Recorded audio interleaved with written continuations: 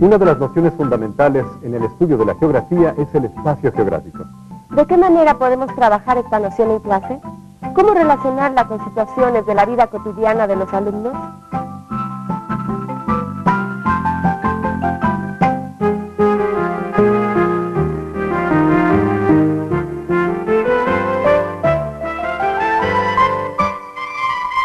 Acompáñenos a conocer la respuesta a estas y otras preguntas aquí, Entre Maestros.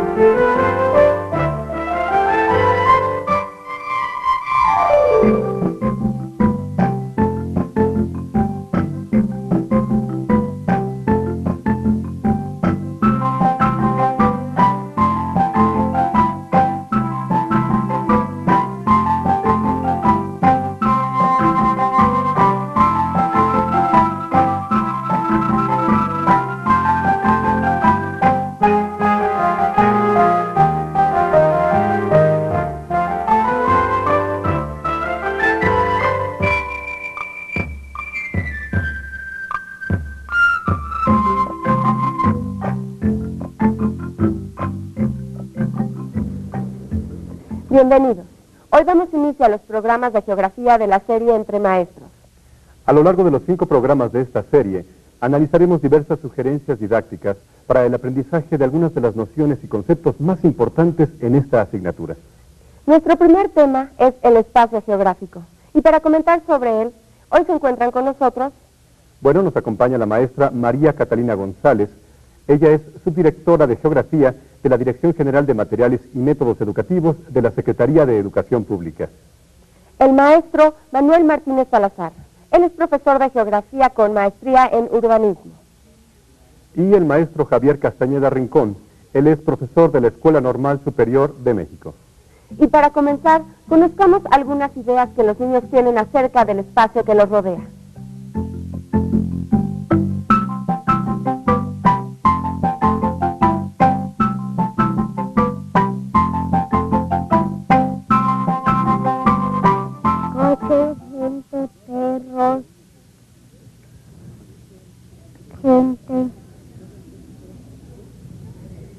Señores, casas, árboles. Veo calles, ciudad, casas, niños, perros y escuelas. En que la ciudad tiene contaminación y el campo no tiene. En que en la ciudad hay más casas y en el campo no hay.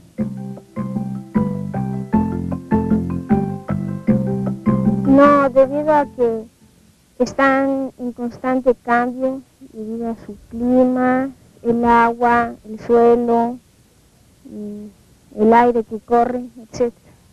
Conozco 2, el paisaje natural formado por cerros, lagos, lagunas, bosques, selvas, praderas, y el paisaje artificial formado por carreteras, presas, puentes, edificios, industrias, viviendas, etc. Antes de entrar de lleno en el tema que nos ocupa, el espacio geográfico, nos gustaría que nos comentaran de manera general, maestra Catalina, ¿qué opina de las respuestas que dan los niños con relación al espacio geográfico? Estas respuestas que acabamos de observar muestran cómo los niños conciben el espacio fundamentalmente con el cual se relacionan, pero también aquel que han ido aprendiendo durante sus años de escuela. Es muy importante que nos fijemos en el tipo de respuestas que dan los niños, porque son una referencia obligada para la enseñanza. Cómo los niños expresan lo que conocen, cómo los niños lo diferencian. También, si nos fijamos en las respuestas de los niños más pequeños, por ejemplo, de los primeros grados, ellos están haciendo referencia al espacio más conocido, al espacio en el cual se desenvuelven.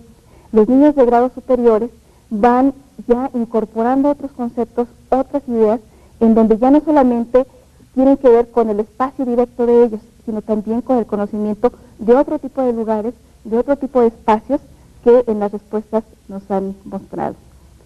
Maestro Castañeda, ¿cuáles son los propósitos de la enseñanza de la geografía en la escuela primaria? Bueno, son muchos y muy importantes, pero los que podríamos considerar como más generales son aquellos que tienen que ver con la identidad nacional, en la medida en que el alumno va percibiendo una noción de espacio, primeramente de su espacio local, y terminando con lo que es la identidad nacional. La escuela primaria se privilegia el estudio del espacio geográfico porque es ahí donde el niño, su familia, su comunidad, son los que realizan las actividades más importantes. Y todo esto, obviamente, está en relación con la enseñanza de la geografía. Perfecto. Maestra, ¿qué nociones están implícitas en las respuestas de los niños? Podemos advertir que en primer término tenemos aquellos conceptos derivados de la experiencia personal de los niños, aquellos conceptos derivados de su experiencia, de su observación, como son la calle, el edificio, la escuela. También expresan aquellos conceptos que tienen que ver con un establecimiento de relaciones, por ejemplo, las ocupaciones de la gente, ¿no? El cómo se trasladan ciertas cosas, o las nociones también que son un poco más complejas, que incluyen otros conceptos como pueden ser la contaminación. Sí, para explicar la contaminación hay que hacer uso de una serie de conceptos. Los niños ya tienen una noción de este concepto. O también, por ejemplo, de paisajes, cuando la niña refiere el paisaje artificial o la selva, son conceptos más generales, más complejos, que necesitan de otros para ser explicados, para ser comprendidos por ellos. Y además también algunas otras nociones, como es que los espacios geográficos no son iguales, cambian, se transforman. Y esas son nociones muy importantes que los niños han ido adquiriendo. Maestro, ¿cuáles son las principales diferencias en las explicaciones ofrecidas por los alumnos? Bueno, considero que hay diferencias muy importantes que debemos de resaltar, entre ellas las implícitas con la edad de los muchachos, ¿no? Para algunos el entorno del que hacen referencia es un entorno inmediato, mientras que para los muchachos más de mayor edad ya se fijan en cuestiones mucho más generales, un tanto abstractas, como el asunto de lo que es un paisaje artificial o lo que es la contaminación, ¿verdad? Vemos entonces que tienen que ver con su actividad cotidiana, con su experiencia que les es para ellos importante de acuerdo a su nivel, y eso nos ayuda a entender que para cada uno de ellos los espacios tienen distintos significados. Ya estamos de regreso aquí entre maestros. Y para continuar con el tema del espacio geográfico, los invitamos a ver la siguiente cápsula informativa. Uno de los objetivos fundamentales del estudio de la geografía en la escuela primaria es la comprensión de los elementos que se integran en la noción de espacio geográfico. Esta noción nos ayuda a comprender y a dar significado a las interrelaciones de los diferentes elementos naturales y sociales en una o varias áreas. Abarca desde lugares relacionados con la experiencia inmediata del niño como la casa, la localidad y el estado, hasta territorios más amplios como el país, el continente o el planeta. Los elementos naturales que conforman el espacio geográfico son el relieve, los cuerpos y corrientes de agua, el suelo, el clima, la vegetación y la fauna. Los elementos sociales se refieren a las actividades económicas, sociales y políticas del hombre manifestadas en un espacio determinado. Un estudio adecuado del espacio geográfico debe considerar, además de las relaciones existentes entre los elementos físicos y sociales, la localización y distribución de los mismos.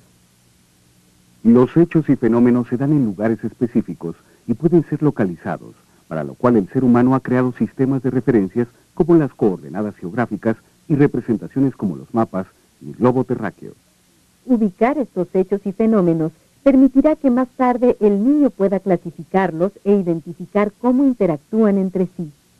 También es importante que los alumnos reconozcan las formas en que los elementos del paisaje están distribuidos en un lugar, ya que ello caracteriza a una región. Los espacios geográficos se encuentran en constante cambio.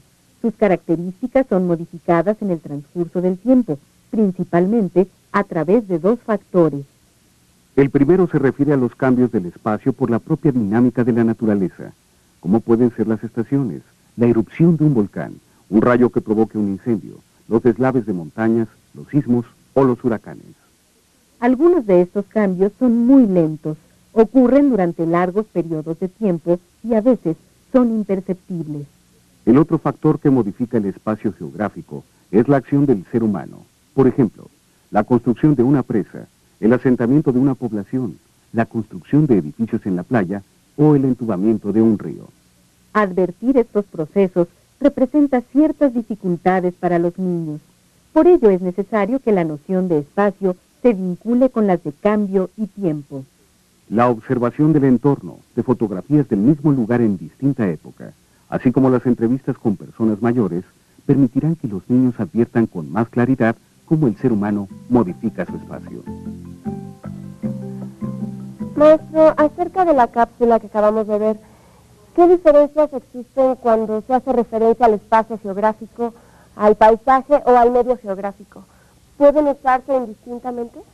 Para que el niño pueda percibir propiamente su espacio, nosotros utilizamos otros conceptos, como el de región, como el de medio, como el de paisaje o incluso el de territorio. Sin embargo, dentro de la terminología geográfica, podemos decir que el concepto de espacio es un concepto que le permite al niño familiarizarse rápidamente con su entorno, a diferencia de los otros, que tienen un nivel de elaboración más importante. Sin embargo, cada uno de estos conceptos básicamente hace alusión a dos tipos de elementos: los elementos naturales y los elementos sociales. La diferencia, entonces, entre cada uno de estos términos radica en el uso más adecuado que se le dé en el momento de referirnos propiamente a la geografía. Maestro Manuel, decía el maestro Javier acerca de los elementos naturales y sociales que conforman el espacio geográfico. ¿Podría abundar un poco sobre ello? Sí, claro, yo creo que estos elementos que componen el espacio geográfico los podemos identificar, digamos, en tres grandes grupos, ¿no? Primero las aguas, el conjunto del aire y sus fenómenos, y el conjunto del territorio y la superficie terrestre, ¿no? Encontramos aquí, por ejemplo, los ríos, los lagos, las lagunas, encontramos las presas, ¿verdad? Los acueductos, que también, en este caso, estos dos últimos son construidos por el hombre. También encontramos lagos artificiales en distintos lugares, los puertos, por ejemplo, que también es el contacto entre el medio oceánico y el medio continental. Entonces vamos encontrando en cada uno de estos medios los elementos que componen el espacio geográfico, ¿eh? Muchos de ellos son creados por el hombre. Por ejemplo, una selva la puede devastar o la puede arrasar para abrir campos de cultivo o abrir campos a la ganadería. En otros ámbitos, por ejemplo, una ciudad, en la ciudad como tal ha sido creada por el hombre y forma parte del espacio geográfico. Por ejemplo, si abundamos un poquito más con la cuestión del relieve, pues ahí vamos a encontrarnos las barrancas, nos vamos a encontrar los cerros, podemos observar también pues las planicies, las llanuras, ¿verdad? Todos estos elementos forman parte del espacio geográfico. Perfecto. Maestra, ¿de qué manera nosotros los maestros podemos promover la construcción de la noción de espacio geográfico en nuestros alumnos? En primer lugar, tomando en cuenta las ideas iniciales que los niños tienen sobre el tema. Para cualquier explicación formal que queramos darles a los niños, hay que partir de lo que ellos ya saben sobre ese aspecto. Ese es el punto de partida para que podamos diseñar una serie de estrategias didácticas que puedan ayudarles a los niños a rebasar estas ideas aparentemente equivocadas y poder elaborar explicaciones más formales. La noción de espacio geográfico es una noción que no podemos lograrla o que los niños no la pueden aprender en una sola clase. No vamos a dar una clase sobre el espacio geográfico y con eso los niños la van a aprender. No es así, sino que va desde los primeros años de la educación primaria, en este contacto del que hablábamos hace un rato con su espacio inmediato, y cómo paulatina y progresivamente los niños van incorporando otra serie de explicaciones y también de interrogantes. En ese sentido es muy importante promover la curiosidad, despertar la curiosidad de los niños por observar el entorno. ¿Cuáles son esas formas de relieve? ¿Cuáles son esos tipos de clima? ¿Cuáles son esos tipos de vegetación que están presentes ahí? Y tomar eso también como un pretexto para que los niños puedan observar, registrar, comparar, hacer clasificaciones de lo que observan, de que ellos se elaboren explicaciones a su nivel con sus propias palabras, de que formulen preguntas también acerca de lo que observan, de lo que conocen, de que hagan representaciones de ese espacio. El trabajo con los croquis, con los planos, con los mapas es muy importante, o también la literatura, ¿no? el cine, el video, otros aspectos que a los niños les vayan representando, otras experiencias de aprendizaje que nos permitan que ellos vayan entendiendo cada vez mejor el espacio geográfico en el que viven, pero también aquellos otros espacios que de manera no inmediata ellos tienen posibilidad de conocer. Muy bien, muchas gracias. Y maestro Javier, ¿qué importancia tiene para nosotros los maestros conocer cómo los niños se van apropiando de la noción de espacio geográfico a lo largo de la escuela primaria? Bueno, es muy importante que nosotros podamos distinguir el nivel o el grado de penetración o de incorporación que hace el niño de su propio espacio. Así como el niño va incorporando una serie de elementos que se suceden en el tiempo y que van creando propiamente su historia personal, en ese sentido podemos nosotros ver que la noción de espacio es una noción que se debe ejercitar, que se debe promover, porque es muy importante que el niño vaya desarrollando habilidades de representación del espacio, pero que también vaya desarrollando habilidades que le permitan interactuar con ese espacio, de tal manera que el niño en su vida cotidiana pueda manejar los diferentes elementos que están configurando su espacio más próximo, en donde efectivamente el niño de la ciudad tiene que aprender a reconocer los diferentes elementos de su ciudad, pero también tiene que ver con el niño del campo, el cual también, como decía el maestro Manuel, como decía la maestra Catalina, debe ir reconociendo los diferentes elementos naturales del medio rural.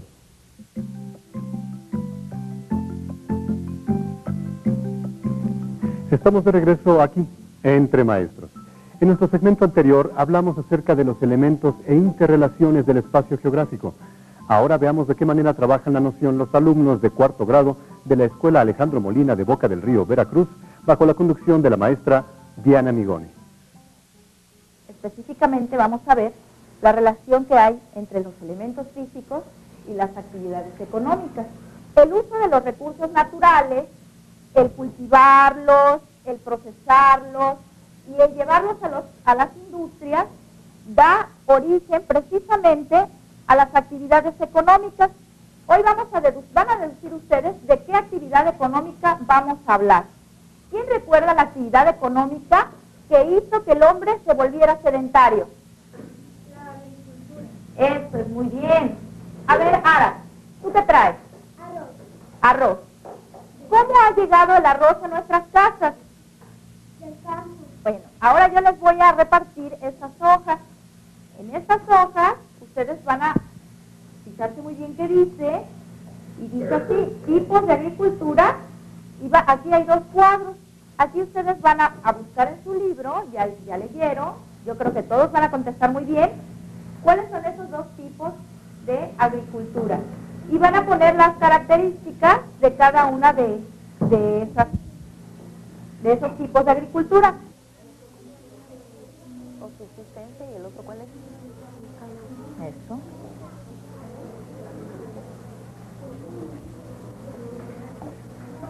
Las hojas que yo les voy a repartir a continuación son muy parecidas, nada más que aquí vamos a contestar cuáles son los tipos de tierra para la agricultura y vamos a poner también sus características.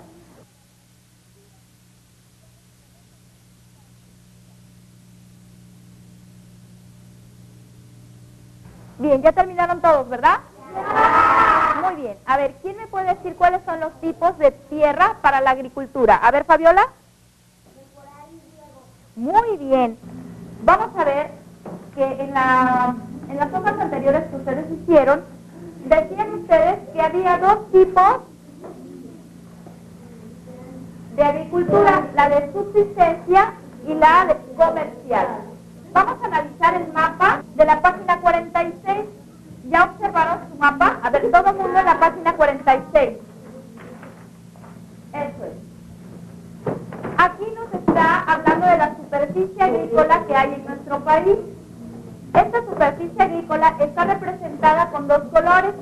El verde oscuro representa la agricultura de riego y la verde claro representa la agricultura de temporal.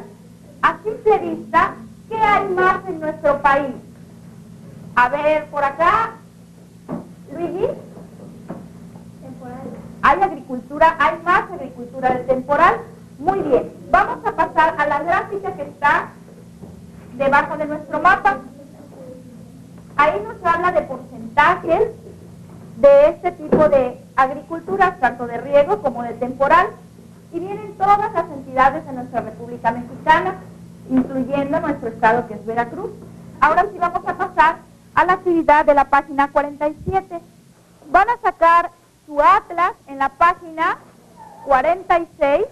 Yo les voy a repartir unas tarjetitas. Vamos a poner un cuadrito de resistol, más o menos del tamaño que ustedes vayan creyendo conveniente. Y si tú traes frijoles, vas a poner frijolitos a manera de que se peguen. Si traes avena, trigo, lo que tú traigas, lo vas a pegar en ese cuadrito de resistol. Como yo no tengo un libro así como el de ustedes, pues hice esta gráfica para que ustedes me ayuden a llenarla. ¿Qué les parece? ¿Sí me ayudan? Muy bien, Ramón. Vamos, pasas y pegas de abajo hacia arriba para llegar. ¿Cuántas toneladas de maíz produce nuestro país? 15 millones. 15 millones. Entonces vamos a llegar hasta 15 millones. Aquí donde dice sorgo, vamos a llegar hasta ¿cuántas toneladas? 5. Hasta 5 millones. ¿Cuántas toneladas produce México de tomate? 1.500.000. El número de toneladas.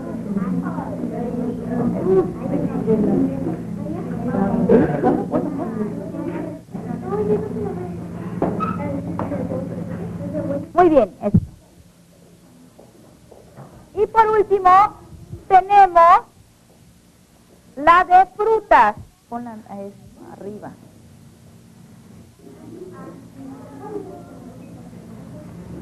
Muy bien. En nuestra entidad se cultivan también algunos otros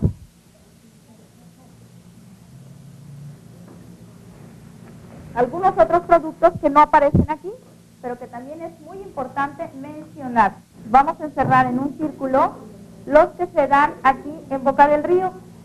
¿Quién sabe cuáles son de estos productos agrícolas los que se dan aquí en Boca del Río? ¿Quién se acuerda? ¿Van a ser? La piña, muy bien, la piña y la caña. Y también la naranja. Vamos a pasar nuestro atlas a la página 12, por favor. ¿Quién quiere leer algunos de los tipos de relieve que se encuentran en nuestra República Mexicana? A ver, Ara. El relieve de México es variado. Está compuesto por altas montañas, espesas llanuras, grandes mesetas, valles y depresiones. Muy bien. Fíjense bien cómo nuestro país tiene un relieve muy accidentado. Entonces, para realizar la actividad económica de la agricultura, ¿qué creen ustedes que sea? ¿Fácil llevar el sistema de riego a estos lugares? No. A ver, Conrado. No. ¿Por qué? ¿Por qué viene ahí? Porque es muy arriesgado llevar a una de estas montañas y no casi no se puede dar, se puede generar Sería porque la tierra allí es muy dura. Muy bien. ¿Por qué otra razón, Cristian? Está muy accidentado. Entonces, en conclusión, jovencitos, ¿influye o no nuestro relieve para el tipo de agricultura? ¿Sí o no? Sí. Sí, y en mucho, ¿verdad? Porque si hubiera más sistema de riego, habría todavía más cantidad de productos agrícolas en nuestro país, más de los que ya hay, porque recuerden que nuestro país es rico en recursos naturales.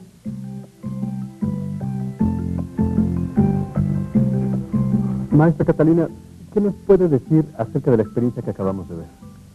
Bueno, la actividad con los niños que acabamos de observar nos muestra algunos momentos relevantes del proceso seguido por la maestra para lograr que los niños establezcan las relaciones entre una actividad económica con las condiciones del lugar que permiten su desarrollo. Esto es muy importante porque el enfoque para la enseñanza de la asignatura plantea que los niños han de aprender una geografía que permita vincular estos dos grandes tipos de características, las características físicas y las características sociales del espacio geográfico. La maestra, en ese sentido, orienta el proceso de enseñanza para que los niños vayan articulando precisamente a partir del estudio de lo que es la agricultura, del tipo de agricultura, del territorio que se dedica en nuestro país a la agricultura de temporal